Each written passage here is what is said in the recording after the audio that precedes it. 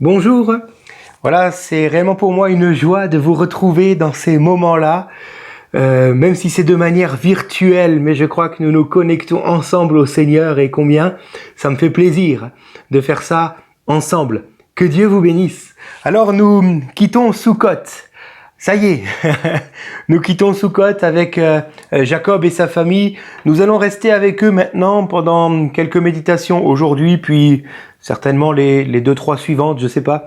Nous allons rester avec eux maintenant à Sichem. Donc là, à l'endroit où ils vont maintenant s'installer. Nous lisons ensemble Genèse 33 à partir du verset 18. À son retour de Padan Aram, Jacob arriva heureusement, c'est-à-dire dans la paix, à la ville de Sichem, dans le pays de Canaan, et il campa devant la ville. Il acheta la portion du champ où il avait dressé sa tente des fils de Hamor, père de Sichem, pour 100 késitas. Et là, il éleva un autel qu'il appela El Eloé Israël. Chapitre 34. Dina, la fille que Léa avait enfantée à Jacob, sortit pour voir les filles du pays. Elle fut aperçue de Sichem, fils de Hamor, prince du pays. Il l'enleva, coucha avec elle et la déshonora. Amen. Vous l'avez compris, nous avons là un récit terrible. Un drame vient d'arriver, puisqu'il y a eu un viol. Un viol. Sichem, le fils du prince du pays, le fils de Hamor, a enlevé Dina, l'unique fille de Jacob, pour coucher avec elle et donc ainsi pour la déshonorer. Hamor est le chef de la ville de Sichem, de laquelle il a pris le nom pour le donner à son fils, vous l'avez compris. Les habitants de Sichem sont de la tribu des Héviens, descendants de Canaan, fils de Ham, fils donc de Noé. Et Dina va sortir pour voir les filles du pays, comme nous l'avons lu de manière littérale, il est plutôt écrit pour se faire des amis parmi les filles du pays. Et c'est une démarche tout à fait innocente et combien naturelle, légitime, surtout lorsqu'on se souvient que Dina est seule fille dans toute la maison de Jacob. Elle se cherche des amis, c'est normal. Elle veut trouver des filles de son âge pour pouvoir discuter ensemble. Qui aurait pu imaginer un tel drame? Qui aurait pu savoir qu'une telle chose allait arriver? Sichem, certainement un fils à papa, excusez-moi de le dire comme ça, qui se prend pour le chef, va s'en prendre à Dina, va la violer, la déshonorer, l'humilier. C'est écrit, elle fut déshonorée. Ce terme en hébreu se dit hana et veut dire, de manière plus précise, regarder de haut, violenter, abaisser, déprécier, dégradé, souillé, forcé, maltraité. On comprend l'ampleur de ce que Dina vit à ce moment-là. Et là commencent les si, n'est-ce pas? Les si. Si seulement Jacob avait préféré accepter l'offre de son frère Ésaü et aller vivre à Séhir, plutôt que de camper là, en face de Sichem. Jacob, certainement, a choisi de se mettre devant Sichem en raisonnant de manière tout à fait charnelle, en se disant, si dans l'avenir, mon frère qui a un caractère changeant, venez avec ces 400 hommes à nouveau, au moins là, les habitants de Séhir pourraient me prêter main forte, je pourrais me réfugier dans cette ville. Il y a une grande leçon pour nous derrière cela. Les raisonnements charnels nous promettent peut-être la sécurité, mais en réalité, c'est juste l'inverse qui s'abat sur nous, sur nos familles. Puissions-nous demeurer attachés au Seigneur et ne pas laisser nos raisonnements purement humains conduire nos décisions. Si Jacob avait seulement accepté d'habiter à Séhir avec Ésaü, cela ne serait pas arrivé. Si l'un de ses frères à Dina, elle en avait quand même 10 à ce moment-là, Benjamin n'était pas encore né. Si, qu'est-ce que je dis? Oui, il en avait 11 même. Il avait 11 frères. Si l'un de ses frères avait accepté d'aller avec elle, elle n'aurait pas été seule, elle n'aurait pas été enlevée. Vous savez, après de tels drames, il y a beaucoup de si. Et avec les si, on refait le monde, n'est-ce pas? On aimerait refaire le monde. On voudrait en extraire tous les Sichem. J'aimerais vous dire, si peut-être il y en a qui écoutent cette méditation aujourd'hui et qui savent ce qu'est le viol, vous avez peut-être été abusé dans le passé. J'aimerais vous le dire. Dieu a en horreur de telles personnes. Certes, il veut que tous soient sauvés et parviennent à la connaissance de la vérité. Certes, il veut leur offrir l'occasion de se repentir pour arriver au salut en Jésus-Christ. Mais, laissez-moi vous le rappeler, ces hommes-là, ces gens-là ont touché à la prunelle des yeux du Seigneur en vous touchant.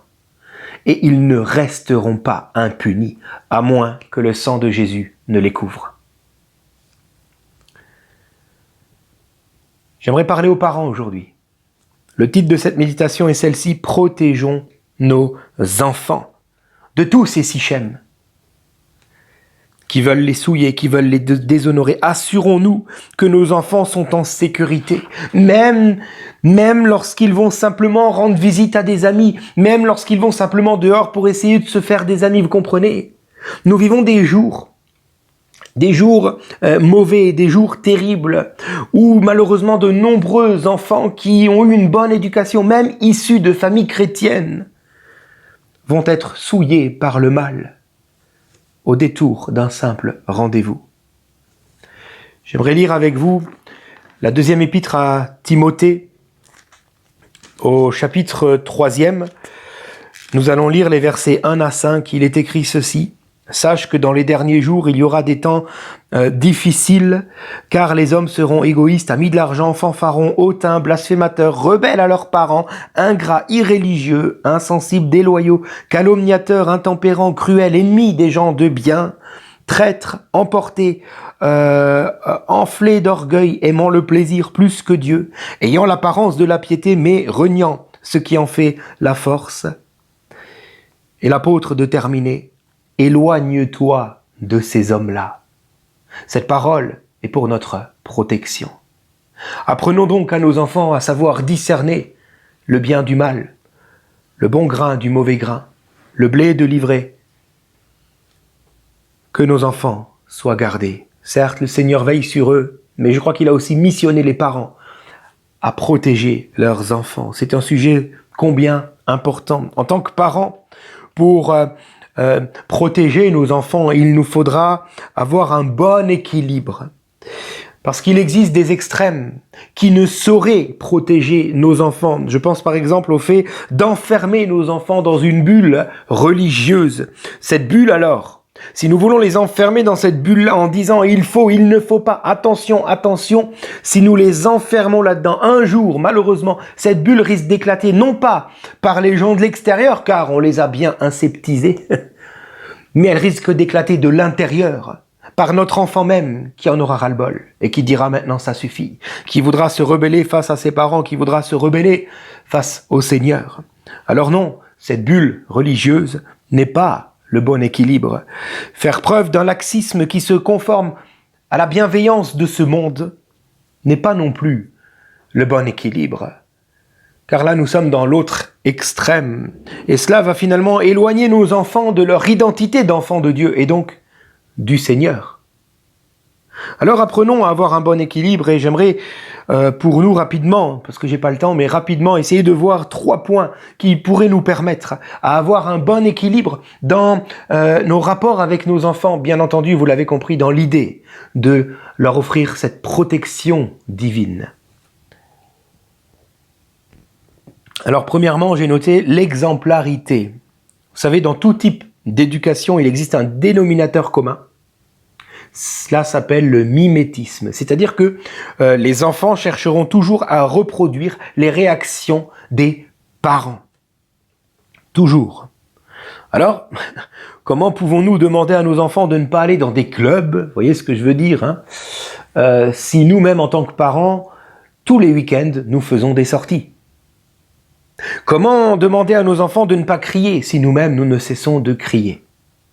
Comment demander à nos enfants de chercher l'amour du Seigneur si dans notre éducation, notre amour pour eux a toujours pris le pas sur l'amour du Seigneur? Comment demander à nos enfants d'être généreux envers leurs prochains si nous-mêmes, en premier, nous gardons tout uniquement pour les nôtres? L'exemplarité. Voilà un bon équilibre. Deuxièmement, le dialogue. Si vous saviez combien de problèmes n'existeraient pas, ou en tout cas ne se serait pas accentué s'il y avait eu dialogue, même entre les parents et les enfants. Alors entretenons le dialogue avec nos enfants, et pas simplement dans le but de savoir pour ensuite pouvoir aiguiller en tant que parent, bien sûr qu'on veut le faire, mais ne cherchons pas à dialoguer uniquement dans cet intérêt-là. Dialoguons déjà pour savoir ce que notre enfant vit et ce qu'il ressent. Et alors nous saurons prier pour lui de manière plus efficace. Que notre enfant voit que nous nous intéressons à lui et pas seulement à sa relation avec Dieu. Même si, bien entendu, c'est tout aussi important. Troisièmement et dernièrement, ayons avec les nôtres un culte en famille. Le culte familial, combien il est important de ne pas simplement éduquer nos enfants avec la vie de l'Église. Certes, il faut une vie de l'Église, il faut des cultes, il faut des réunions même en semaine s'ils ont l'âge de pouvoir y aller. Mais ça ne suffira pas. Il faut leur apprendre aussi à entretenir quotidiennement une vie spirituelle. J'aimerais lire pour vous, nous restons dans le Pentateuque, au Deutéronome, le chapitre 6 et les versets 6 à 9. Il est écrit ceci, ces commandements que je te donne aujourd'hui seront dans ton cœur.